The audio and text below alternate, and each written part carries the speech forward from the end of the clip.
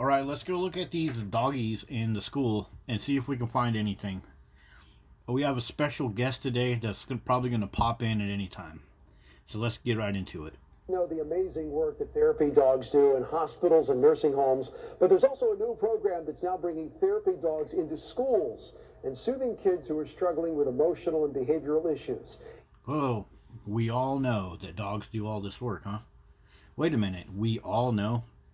That's like one of those marketing slogans, I think.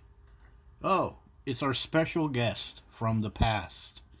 The cigarette advertisements of the 50s and 60s, where we also find the same slogans.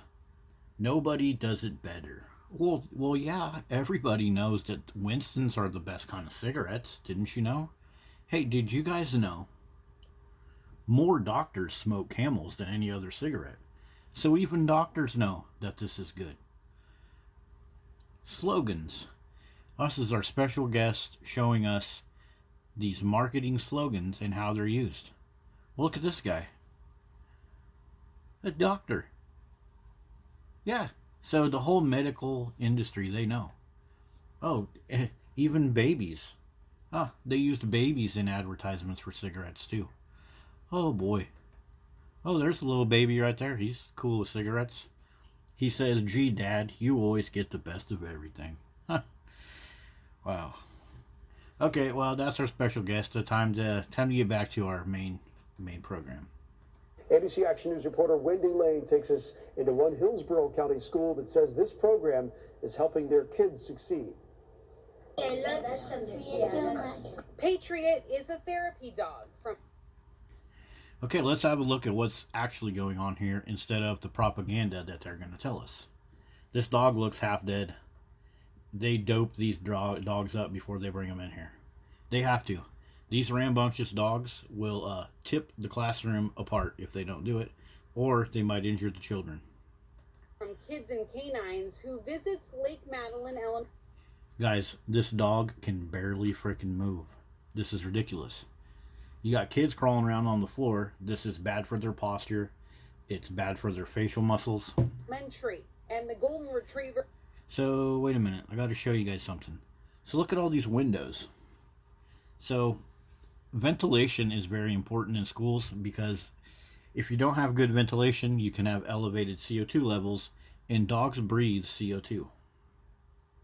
And the Golden Retriever makes Matthias feel happy. They told him to say that. Listen, kids want to fit in wherever they go. If everybody's over there hanging out with dogs, they're going to be over there too. Even if they've been bitten by a dog, they're not going to want to be over there all alone and lonely. Which is not only his mission, but Happy is the name of the new program, standing for Hug Up. Standing for who cares? So notice something. They're in the basement or something. I see no windows in here. Puppy program for youth. Some of our children who have difficulty regulating their emotions, they find that bond with the dog, and it... So, what is she saying? They have problems with their emotions, and they find that bond with the dog? That's just trickery in the words. If you have problems with emotions, take the kids out, take them to the zoo, show them how animals and mammals work. Don't stuff them in a unventilated classroom with dogs that breathe CO2. CO2 is known to increase the lifespan of viruses. You don't want that in your classroom. You don't want that anywhere. It's beautiful to see. I just never felt this dog. School psychologists. Why are they touching the dog's nose? That's bacteria, capnocytophaga. And again, look at the dog. The thing's, he's totally drugged up. Say since the pandemic, stress and anxiety has increased. Yep. There they go. They're going to let the dog lick the kid in the face. They're not going to do anything about it. They're promoting bad posture. You have a hyperrotation of the neck, forward head posture, just so they can let this dog kiss on him. And what kind of xenobiotics does that dog have?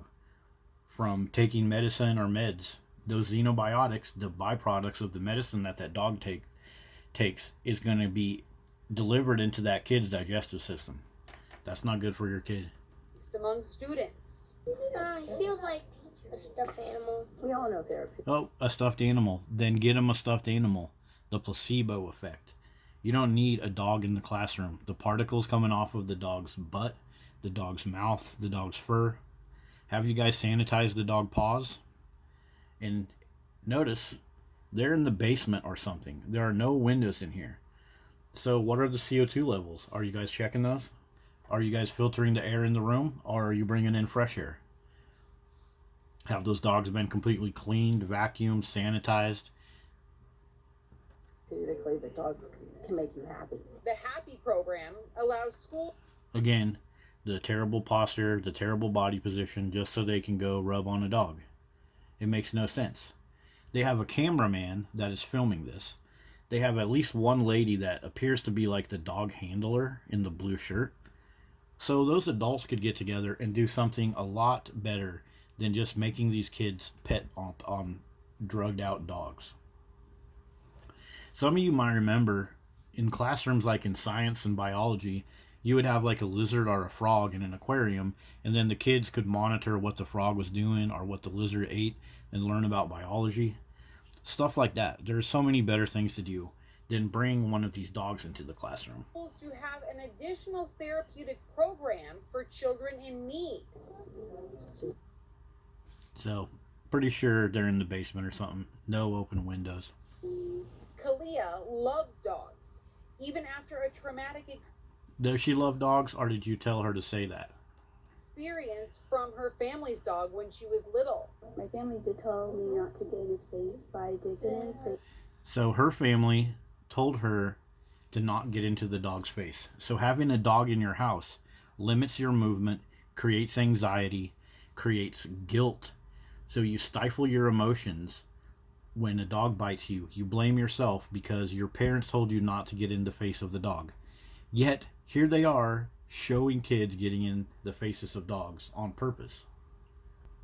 And they tell this girl to suppress her previous feelings, suppress her emotions over the attack that she experienced. And I did scare him. He, of course... So she scared the dog in her own house, and then she was bitten. You see what they're doing? They're blaming the child for something that the dog did, and they're saying the reason is that the face of the dog and the face of the kid got close.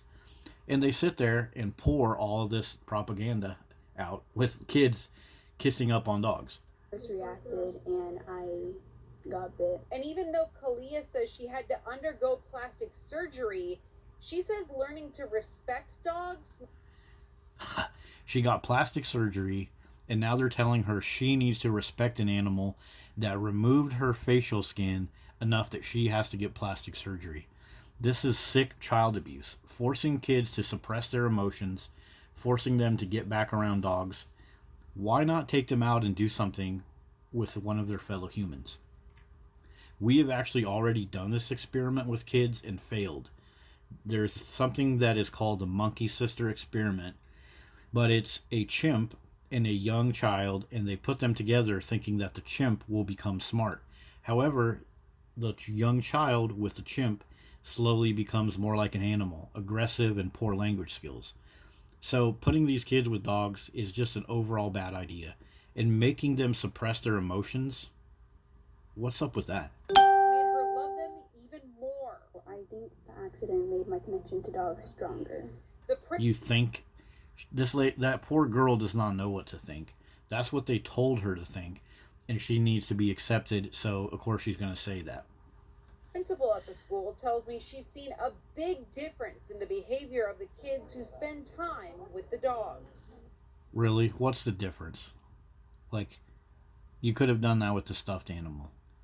Sounds to me like they're really embellishing the supposed benefits of these dogs. And that guy earlier said that dogs do a bunch of work. They're just laying here freaking half asleep. Cute dog. And again, they're putting the face of the kid with the dog while they admit that that's what caused a facial surgery for the other girl. In Tampa, Wendy Lane, ABC. Yep, so, I mean, where is the help here? You got bad posture, you got exposure to capnocytophaga, feces particles, extra CO2 in an unventilated classroom, which increases viral transmission. There's also a bunch of head forward posture from having these dogs around. If you guys look up head forward posture, it's very eye-opening. Your jaw muscles and everything become relaxed, and later in life, you don't breathe as good. You end up breathing through your mouth because when you lean forward, the back of your neck, those muscles get too stretched, and you compensate with the muscles in your shoulder and the fascia under your skin. You might notice a lot of young adults have a double chin, and that makes your mouth drop open. This has been well proven and well studied. And when your mouth drops open and you breathe through your mouth, your digestion suffers, the health of your mouth and your teeth and your dental components all suffer.